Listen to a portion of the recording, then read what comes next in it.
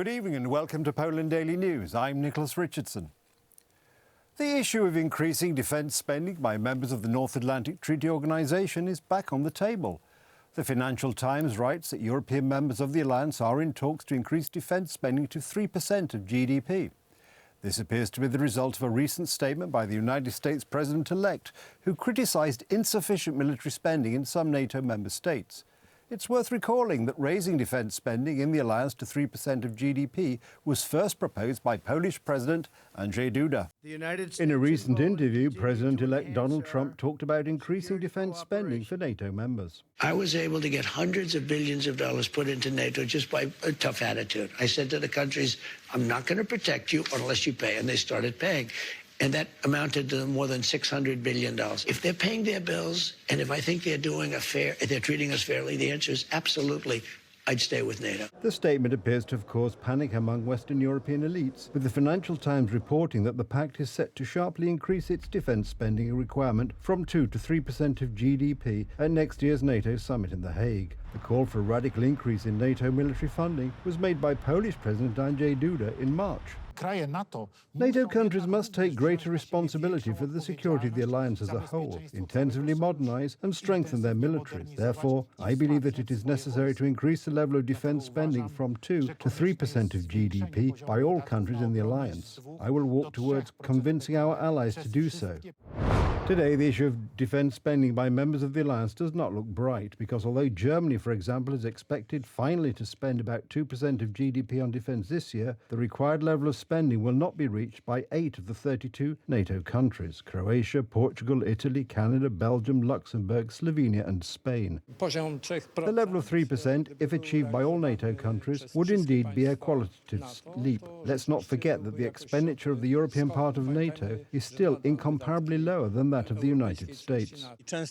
We often hear in Europe that individual countries don't spend as much as they should on armaments because they don't have the money. Well, this is not true. The countries of the European Union have a lot of money. They just spend it on useless things like ideological programs. Just last year, under the United Right government, Poland was a pace-setter in the pact, spending twice as much on defence as the 2% required by NATO. The problem is that this year's spending looks set to fall. There is a large amount of negligence or omissions related to the signing of contracts. We still don't know whether these important contracts will be implemented. The issue of 500 HIMARS rocket launchers for the Polish army is still relevant. The issue of acquiring more K2 tanks with their production in our country is still relevant. Recently, Deputy Defence Minister Paweł Bejda of the Polish People's Party announced that this year's spending from the Armed Forces Support Fund will reach just over 60% of the planned amount. This means that about 20 billion zloty less than planned will go to the Polish defence, and Polish military spending this year will be less than 4% of GDP. We asked about the issue of falling military spending in Parliament. What could this 20 billion be used for, if not for the military from the Armed Forces Support Fund? Well, it could go anywhere. I don't know what the government's plans are, but I think it will be used for many other purposes that are also useful. Interestingly, there seems to be conflicting reports from the current leadership of the Ministry of Defence about this year's defence spending from the Armed Forces Support Fund. This fund is working, it's doing great, and we're increasing it every time so that, as the President of Warsaw, Trzaskowski, said, in 2026 we can reach 5% of GDP defence spending. Mr. Minister, will defence spending reach 4% this year? This year, if I remember correctly, 4.3% is planned for defence. Lies are already coming out. On the one hand, the biggest budget hole in history, on the other hand, virtual money and creative accounting.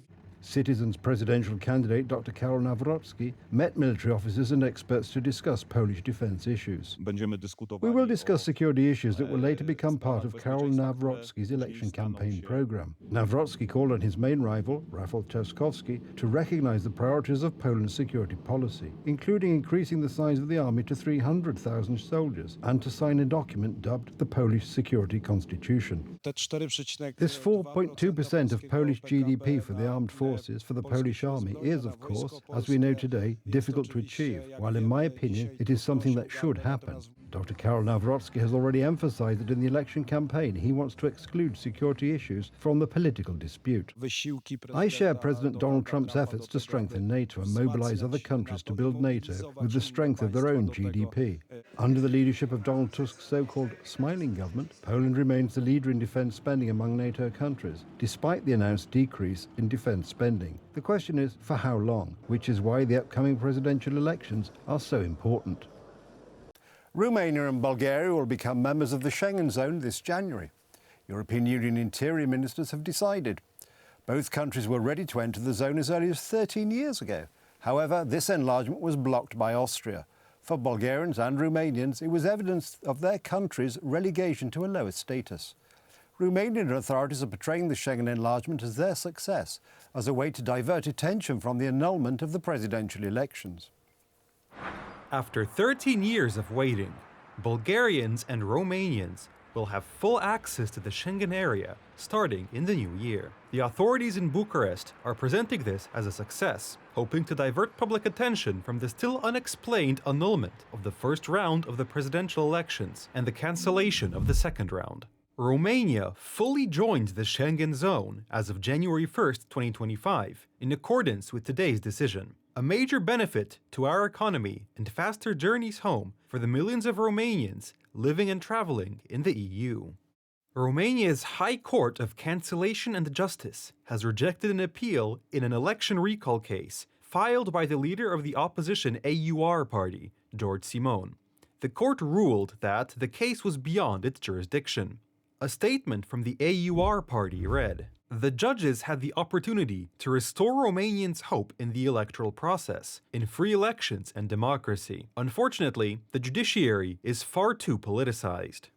The AUR will continue to work for free elections. Those secret services told us, in a secret manner, of course, that it was something wrong with one candidate. And you know what? They didn't cancel the votes for this one candidate, which means 2.2 million votes. They canceled all the 9.5 million votes. You understand? And the third very, very heavy problem. A campaign is underway in the Romanian media accusing Călin Georgescu's campaign staff of using Russian social media manipulation. Here in Romania, some of the people, not all of them, because I think the biggest problem in Europe, and especially in Romania and in Poland, is the lack of information. Romanian media reports that Russian agents of influence were said to be spreading anti-European information. The operation continues, but now information is being spread that undermines citizens' confidence in Romanian democracy. Georgescu himself denies ties to Russia. The French president is visiting Warsaw. Emmanuel Macron flew to Poland to report on his Saturday meeting with Donald Trump and Volodymyr Zelensky. The French press describes the visit as an attempt to escape problems at home and salvage his image. Less than 3 years ago, Macron decisively won the French presidential election. Today, most French people would like to see him resign.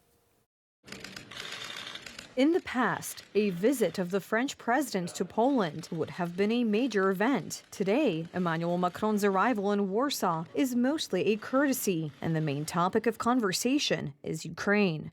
This visit of President Macron to Poland has primarily an image dimension. Both leaders, Macron and Tusk, have not been doing too well in recent times. In France, Michel Barnier's government has just fallen, while Tusk is having a hard time in the polls. The French president met with Polish Prime Minister Donald Tusk and then with Polish President Andrzej Duda. As the French press reported even before it began, the visit to Warsaw is a direct consequence of the meeting from a few days ago in Paris, which occurred on the occasion of the reopening of the Notre Dame Cathedral. French President Emmanuel Macron will travel to Poland on Thursday to report on his meeting with Donald Trump and Volodymyr Zelensky. He will want to summarize the results of the talks. And the talks were supposed to be about peace in Ukraine and concrete plans that Macron has long been pushing, namely the possibility of sending troops there from Kiev's Western partners, including Poland. The Polish government government rejects that idea, as Tusk said, at least for now. There is a lack of other specifics, thus it ended with declarations of just peace and traditional words of gratitude. Poland's role from the very beginning of the war in Ukraine has been enormous, in terms of military support, in terms of logistical support as well. I would like to pay tribute to how important Poland's role is here. France is one of Poland's strongest and most important political and economic partners. But today, it is in the midst of a deep crisis and is primarily focused on trying to solve its own growing problems. In a recent poll, Macron is supported by only 20% of French people, and more than half would like him to resign. President Macron's visit was cut short. The president returned to France faster than expected. He was supposed to visit the Warsaw Uprising Museum. That didn't happen because he wanted to get back to Paris in time to announce the name of the new French prime minister tonight. The new French government will almost certainly not have a majority and will again last at most a few months, with France facing another early election next year. A huge fire in Malibu, often called a paradise. Weather conditions are forecast to improve this week in Southern California and aid firefighters in their battle against a wildfire that's forced up to 20,000 people from their homes. The blaze had grown to more than 6 square miles by Wednesday morning. It was not immediately known how the fire started. The mansions of many celebrities are on fire. Cher had to flee her mansion worth more than $14 million. And on the eve of his 99th birthday, actor Dick Van Dyke escaped the flames with his wife, but wrote that he couldn't find his cat, which was most likely left in the house. And check out the devastation here. This is a house across the street from Dick Van Dyke's Malibu home. He and his wife... The fire appeared suddenly and engulfed over 900 acres. Some of the most expensive residences in America are in Malibu. Many of them, unfortunately, can no longer be saved. Last night it felt like a movie, to be honest. It felt surreal. It felt like this can't be happening. Because the images that I was seeing was like the closest, most dangerous, craziest looking fire I ever saw in my life. And the smell and the smoke. I mean, seeing palm trees I've seen for 10 years that are just lit like a candle. Among these 6,000 evacuees are Lady Gaga, Beyoncé and Jay-Z, and Julia Roberts, who once again had to flee from fire in Malibu. So did actress Kaylee Cuoco. My father was a paramedic fireman for 15 years, so my heart goes out to the firemen that are out there and all the people that are on the front line saving humans. Firefighters tried day and night to save this oasis of movie, stage and sports stars, but changing winds and high temperatures make it difficult to fight the elements. It has even earned its nickname here, Franklin. Units reported 5 acres of heavy brush burning and being spread by strong Santa Ana winds. 6 years ago, this celebrity-beloved spot also saw a fire that consumed singer Miley Cyrus's residence. Really shocking and devastating, but the things that I've learned from this experience, it definitely doesn't make, when you remember things that you loved and lost, and whether it's photos or old Elvis records or something my dad's given me, it doesn't make it easier, but being able to go back. Completely surrounded by fire, every direction you look, surrounded by fire. I thought I was gonna have to drive through a ring of fire just to get out of here. Fortunately, there are no reports of casualties or injuries. No one is counting losses for now, and firefighters should have the fire completely under control within the next few hours. That's the news. Thank you for watching. From me, it's have a good night and a better tomorrow.